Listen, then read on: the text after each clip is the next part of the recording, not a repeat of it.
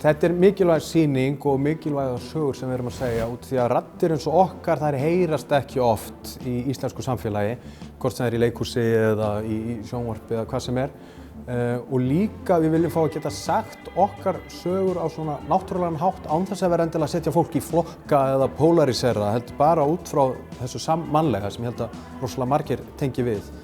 Þannig að það mjög mikilvægt sko að það sé ekki talað fólk af erlendum uppruna án þess að það sjálft fá að taka þátt í samræðunum sko. En að sama skapið, þú veist, þá þetta líka ákveðin losun fyrir fólk að fá að koma burtu frá allri fjölmiðla, umræðu og pólitík og fá bara að slaka á inn í þessar sögur og fá að njóta. Og vonandi vera með einhver lög í eyrunum sko, einhverja svona lagstúfa, orma.